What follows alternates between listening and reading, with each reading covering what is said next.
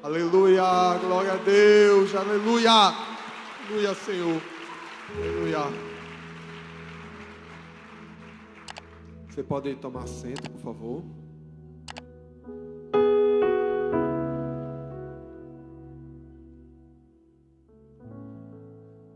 Você é o que você consome.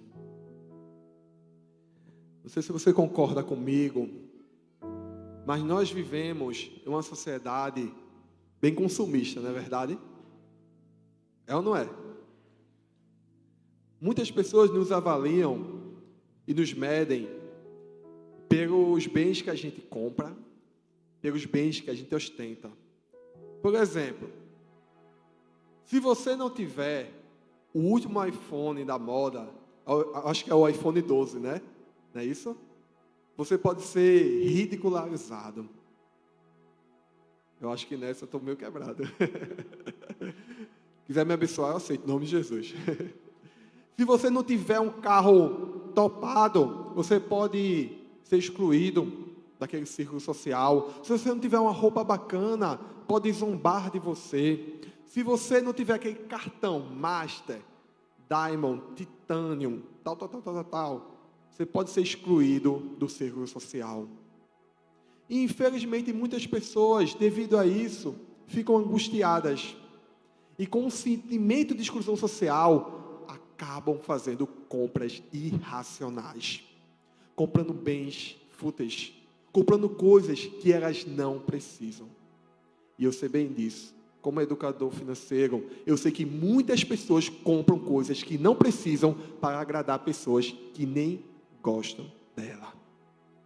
É assim que acontece. Temos que ter o cuidado para não cairmos no nosso próprio consumismo. Você sabia que 80% que é consumido no planeta Terra é consumido por 20% da população mundial? Nesse ritmo, em apenas 20 anos, vamos precisar de 4 terras para suprir essa demanda. Esses números são alarmantes. Mas não é sobre esse consumismo que vamos falar nessa noite. Vamos falar de algo que vai muito além do dinheiro que você gasta. Vamos falar do que você ingere pela boca, pelos ouvidos e também pelos seus olhos. No livro de Isaías, capítulo 33, do versículo 15 ao 16, diz assim: aquele que anda corretamente e fala o que é reto, que recusa o lucro injusto, cuja mão não aceita suborno, que tapa os ouvidos para as tramas de assassinatos e fecha os olhos para não contemplar o mal, esse é o homem que habitará nas alturas. Seu refúgio será a fortaleza das rochas, terá suprimento de pão e água que não lhe faltará. O consumismo é tão importante que a Bíblia coloca como uma condição para o homem habitar as alturas, ter suprimento e segurança. Se você pudesse fazer uma análise da sua vida, será que você passaria no teste? Nesse teste aqui? Deixa eu te contar uma história. Em 1997, um grupo de estudiosos analisou indivíduos que assistiram um vídeo de 14 minutos com notícias negativas na TV. E notaram que houve um aumento rápido da ansiedade e tristeza, sobretudo relacionados aos problemas pessoais dos participantes. De acordo com o Good News Network, citando o artigo publicado no Huffington Post, os efeitos negativos da exposição às notícias podem durar horas em uma grande quantidade de pessoas. Sendo assim, notícias deprimentes e indutoras de medo podem, além de tornar as pessoas mais tristes e ansiosas, amplificar os problemas que cada um por algum tempo. Gente, quando eu escutei essa história, eu me lembrei daquele programa de rádio. Sabe aquele programa chamado Bandeira 2? Ainda passa? Ainda passa? Passa. Ah, tá escutando, né? Eu me lembro que quando eu ia para casa dos meus avós, meu avô botava bem alto bem alto mesmo, e a gente ficava agoniado, querendo dormir, era morte para lá, morte para cá, só não tinha morte em Maranguapiú, né? Mas era morte para lá, morte para cá, e quando estava acabando, ia começar a melhor parte das notícias esportivas, meu avô desligava. Era assim que acontecia. Mas deixa eu dizer uma coisa para você, tudo que a gente consome gera consequência. Tudo que a gente consome gera consequência. Gera algo no seu corpo físico, ou seja, na sua saúde, e também gera algo na sua mente, nas suas emoções. Por isso, nós precisamos aprender a maneira certa de lidar com aquilo que a gente consome. Amém? Então vamos lá. Primeiro, cuidado com a boca. Gente, eu sei que o final do ano, né, passou. Talvez você tenha comido aquele panetone, né? Panetone a mais, um Chester, queijo do reino. Talvez você passou o ano todo sem beber Coca-Cola e tomou uma coquinha, não é verdade? E sem querer querendo, você ganhou uns quilinhos. Acho que aconteceu com ninguém aqui não, né? Acho que não, né? Mas se você ganhou, você pode falar com o Paulo Vitor, tá bom? Ele vai te ajudar a perder uns quilinhos. Você vai sofrer um pouquinho, mas vai ser bênção na tua vida. Mas, gente, a gente não apenas se preocupa com aquilo que entra, mas também devemos nos preocupar também com aquilo que sai da nossa boca.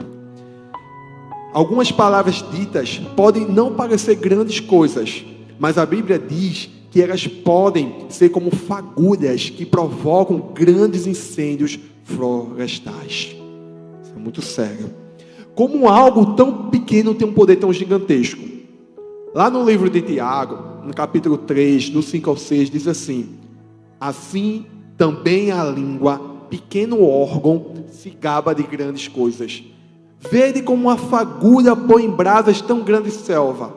Ora, a língua é fogo, a língua é mundo de iniquidade. A língua está situada entre os membros do nosso corpo e contamina o corpo inteiro. E não só põe em chamas toda a carreira da existência humana, como também é posta ela mesma em chamas pelo inferno. Gente, de acordo com o texto que a gente leu, a língua é má e depravada se não for controlada por Deus. Isso é muito sério. Ela se encontra entre os membros e tem um poder de contaminar todo o corpo. Ela coloca em movimento coisas que geram resultados devastadores. Ela pode ser usada pelo próprio inferno para gerar coisas que só Satanás desejaria. Mas, pelo outro lado, com a ajuda do nosso Deus, ela também pode ser voltada para Deus e voltada para os propósitos de Deus aqui na terra. Como profetizar, como pregar o evangelho e fazer um grande estrago lá no inferno. Pode sim. E em Romanos 12, 21 diz assim: nós podemos vencer o mal com o bem. Ei, por isso vamos começar a falar coisas boas para vermos mudanças incríveis acontecer na nossa vida. Eu acho que não entenderam. Nós devemos falar coisas boas para a gente ver mudanças incríveis acontecerem na nossa vida. Você crê nisso? Ei, nós somos capazes de domar nossa língua? Não, não somos, de acordo com a Bíblia. Não somos. E por que tentar? Porque com a ajuda de Deus, porque para Deus nada é impossível, nós conseguimos. Com a ajuda dele, nós conseguimos. Ei, dependo de Deus todos os dias. E ele me ajuda a controlar a minha boca. O salmista Davi, ele orava sobre suas palavras. E ele fez um compromisso com Deus de que não iria pecar com a sua língua. Mas ele também entendia, para ele cumprir essa promessa, ele dependia totalmente do Senhor. E vê o que ele falou: propus-me a não transgredir com a minha boca. As palavras dos meus lábios e o meditar do meu coração sejam agradáveis na tua presença, Senhor, minha rocha e redentor meu. Disse comigo mesmo: guardarei os meus caminhos para não pecar com a língua. Porém mordaça a minha boca enquanto estiver na presença do ímpio. Põe guarda, Senhor, a minha boca, vigia a porta dos meus lábios. A gente pode entender nesses versículos, que Davi estava exercendo seu livre-arbítrio e também estava determinado a não pecar com sua língua. Mas ele entendia que para isso ele dependia de Deus. Então deixa eu fazer uma pergunta para você. O que é que você tem consumido com sua boca? O que é que tem entrado tem entrado e feito diferença na sua vida?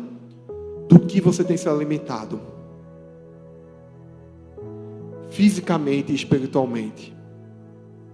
Da mesma forma que uma comida estragada pode provocar aquela dor de barriga. Você sabe, aquela dor de barriga.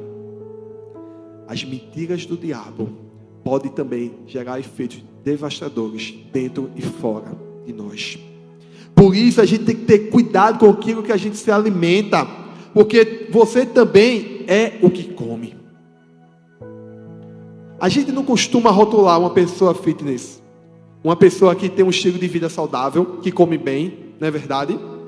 Uma pessoa que não se alimenta das coisas do reino, ela pode deixar de ser uma pessoa que agrada a Deus. A gente tem que ter muito cuidado com isso. Mas você pode pensar, mas pastor, então eu vou fazer um jejum eterno de palavras. Eu não vou falar mais nada para não pecar. Também, eu não vou comer mais nada também para não pecar. Calma, não é bem assim. Deus te deu uma boca e uma língua por propósito. Ele te deu uma boca para você poder comer, Ele te deu uma língua para você poder falar. O segredo é que você tem que colocar tudo isso no domínio do Senhor. Você tem que aprender a domar a sua língua. Você não precisa se preocupar em executar seus próprios planos, porque Deus já tem um plano perfeito na sua vida. Não queira executar um plano que você acha que agrada a Deus, sem antes perguntar o que realmente o agrada. Ei, não faça planos para Deus, faça planos com Deus. É assim que você tem que fazer. Aplauda o Senhor.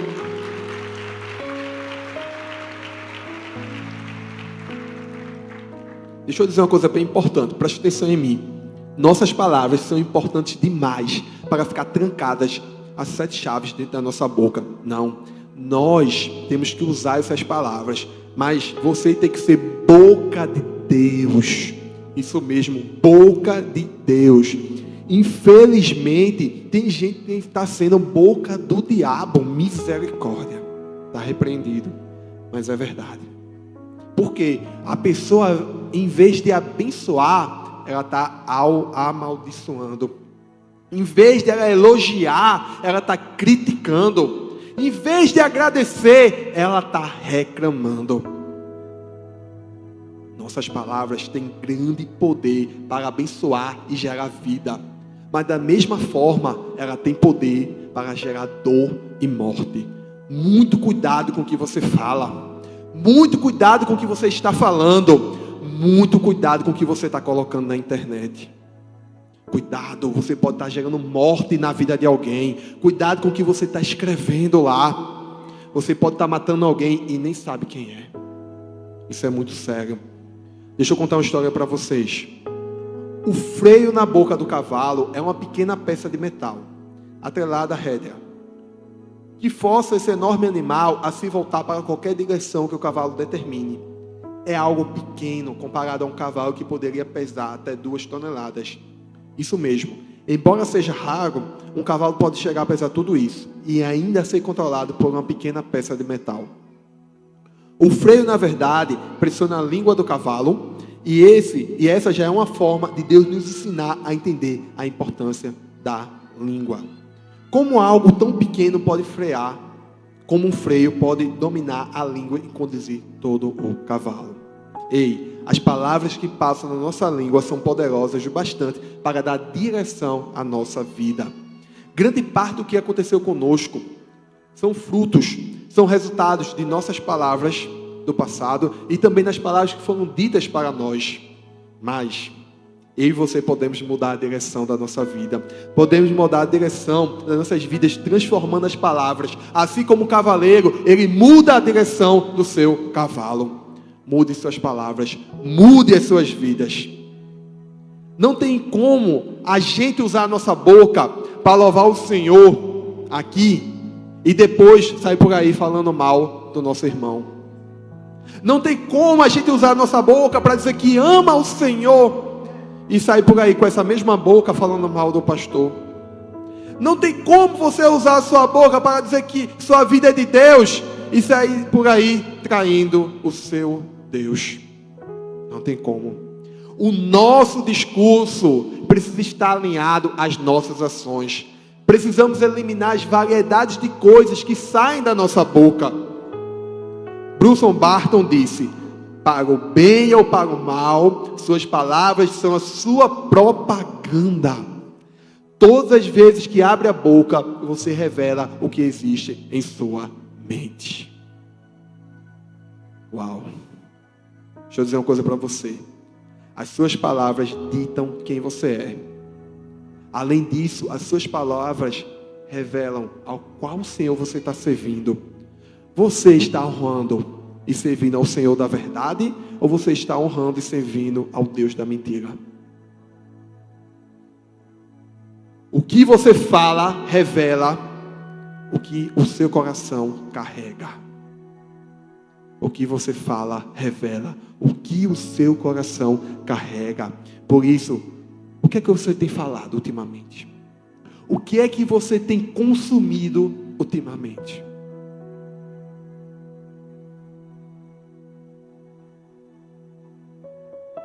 Cuidado com os ouvidos. Em João, capítulo 8, versículo 47, diz assim: aquele que pertence a Deus, ouve o que Deus diz, mas vocês não ouvem porque não pertencem a Deus. Essa passagem aqui é bastante interessante, porque Jesus chega ao auge da sua acusação aos judeus, dizendo que eles não eram filhos de Abraão e, consequentemente, não eram filhos de Deus, como pensavam. Na verdade, eles eram filhos do diabo. Por quê? Porque faziam a vontade do diabo. Eram mentirosos como o diabo. Não gostavam da verdade como o diabo. Eles gostavam do ódio e queriam matar Jesus. Eram assassinos como o diabo era. E além disso, Jesus falava a verdade. E isso incomodava eles. Fisicamente, os judeus poderiam até ser filhos de Abraão, mas moralmente e espiritualmente não eram. Não eram, porque eles amavam a mentira. Jesus deixa bem claro que só ouvem a palavra de Deus aqueles que são filhos de Deus. E, consequentemente, quem não é filho não consegue ouvi-la. Você já parou para pensar que muitas vezes nós temos deixado de ouvir a voz de Deus para ouvir a voz do mundo? Você já parou para pensar nisso? E o pior, não só ouvir a voz do mundo, mas ouvir as mentiras do diabo. Nós preferimos ouvir a voz do medo do que a voz da coragem. Nós muitas vezes preferimos ouvir a voz da tristeza do que a voz da alegria. Tem pessoas que preferem ouvir a voz das adversidades do que a voz da solução. Por isso, se você chegou aqui e só tem ouvido aquilo que não vem de Deus, eu quero dizer uma coisa para você. Abra mão de ouvir o que vem do mundo e foque em ouvir a voz que vem do alto. Foque em ouvir a voz de Deus. É isso que você tem que fazer.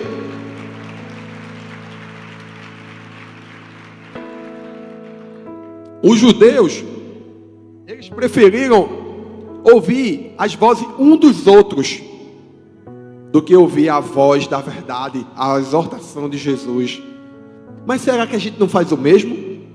Quantas vezes a gente dá mais valor à voz de um amigo, de um vizinho, de uma pessoa que tem nada acrescentado na nossa vida, em vez de ouvir a voz de Deus, em vez de ouvir a voz do nosso pastor, em vez de ouvir a voz dos nossos pais, a voz do nosso líder? Quantas vezes a gente não faz isso? Vou te dar um conselho. Deixe de lado as vozes que provocam confusão e passe a ouvir as vozes que trazem paz na tua vida. Sabe por quê? Porque dessa forma você vai poder diferenciar o que vem de Deus e o que não vem de Deus. E o que vem de Deus traz tranquilidade, traz descanso, traz verdade. Mas o que não vem de Deus traz confusão, perturbação e dúvidas. E Deus, Ele não quer que a gente viva em dúvidas. Ele quer que a gente viva com soluções. Então, foge dessas vozes que traz só problemas. Voltaire disse: o ouvido é o caminho do coração. Pelo ouvido, nós recebemos verdades que podem transformar e avivar o nosso coração, ou mentiras que podem nos destruir. Deixa eu te perguntar um negócio. Quanto tempo você tem emprestado o seu ouvido para aquilo que não te edifica? Quanto tempo você tem emprestado o seu ouvido para aquilo que vai te trazer dúvidas? Quanto tempo você tem emprestado o seu ouvido para aquilo que vai te trazer confusão? Hoje eu quero te convidar a parar de gastar tempo ouvindo vozes externas e começar a investir seu tempo para ouvir a voz de Deus. Talvez hoje você está aqui e você se afastou dos caminhos do Senhor. Sabe por quê? Porque você parou de ouvir a voz dele e começou a ouvir a voz do mundo. Talvez você ainda não entregou o seu coração a Jesus, justamente por causa disso, porque é uma confusão. Você escuta a voz do mundo, escuta a voz de Deus, não sabe discernir. Chegou o momento de você investir o seu tempo para ouvir a voz de Deus, a voz que vai transformar a tua vida. Eu vou contar uma história para você entender melhor. Um certo homem de negócios que havia sido criado desde a sua infância como um judeu convicto e ortodoxo, não encontrava descanso para sua alma. Um jovem crente, seu empregado, procurava sempre uma boa oportunidade para falhar-lhe a respeito do Filho de Deus e Salvador do mundo. Apesar do seu patrão evitar sempre conversa sobre assuntos religiosos, ele encontrou a oportunidade procurada. Convidou seu chefe para ouvir um cristão hebreu que falaria em sua missão numa cidade vizinha. O chefe judeu pronunciou-se desta maneira: um hebreu cristão? Não há animal nenhum como esse. Depois de muita insistência da parte do jovem empregado, ele cedeu e foram. No caminho, o judeu procurou desculpar-se por não haver aceito antes os convites feitos pelo seu jovem empregado. Ele ouviu o sermão do judeu cristão e este caiu no mais recôndito do seu coração. Como prova disto, um mês depois, ele se batizou, provando publicamente a sua fé no Senhor Jesus. Mais uma vez, temos a prova aqui, pela experiência destes judeus, que ritualismo e legalismo não podem satisfazer a alma humana. Somente ouvir a voz de Jesus e a sua palavra pode satisfazer as nossas almas. Foi este o testemunho do judeu. Há muito tempo ele buscava paz para a sua alma, a paz desejada, mas não encontrou enquanto não ouviu as palavras de Jesus e não o aceitou. Gente, essa é a história que prova que ouvir aquilo que vem de Deus gera grande transformação. A vida desse homem foi transformada completamente. E é isso que a palavra de Deus faz. Ela produz fé, esperança, salvação, amor, transformação. Por isso, entenda. Ouça o que vem de Deus. E experimente viver uma transformação todos os dias da sua vida.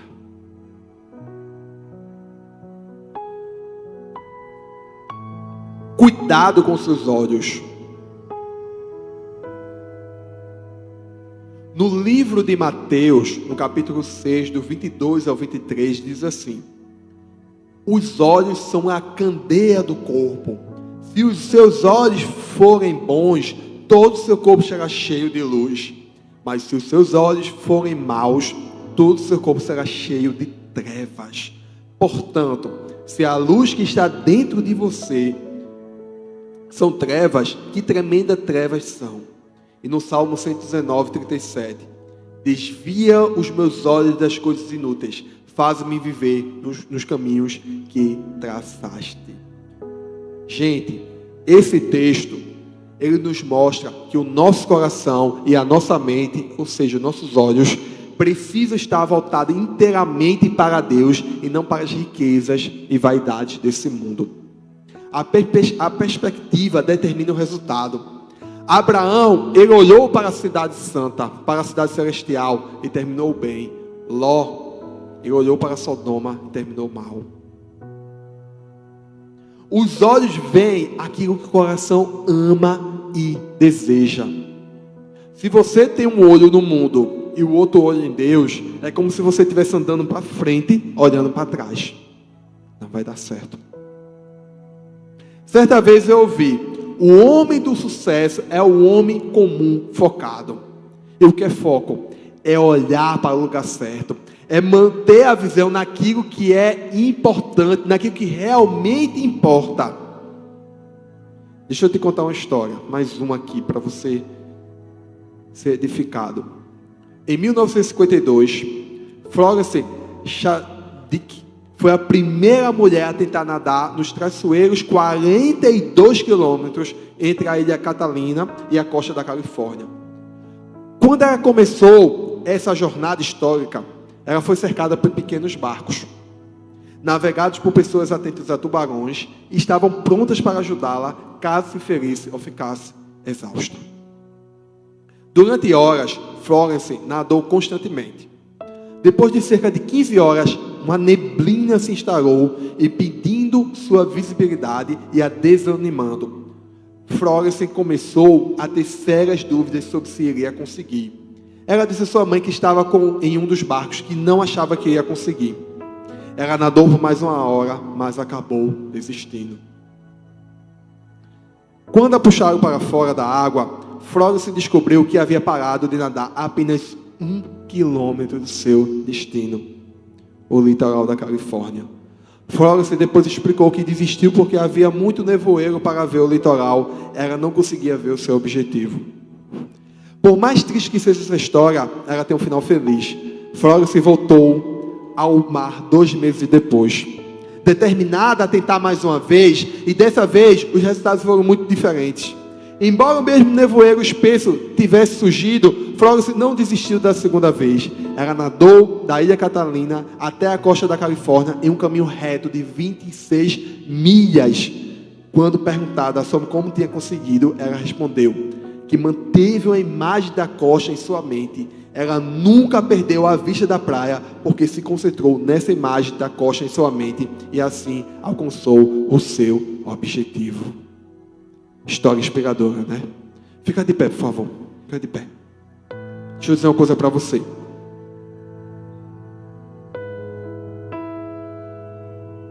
Se o seu objetivo é ganhar uma medalha de ouro no esporte que você ama, se o seu objetivo é perder 10 quilos esse ano, se o seu objetivo é passar no Enem, se o seu objetivo é passar naquele concurso, se o seu objetivo é conquistar o coração daquela pessoa que você ama, mantenha a meta à sua frente.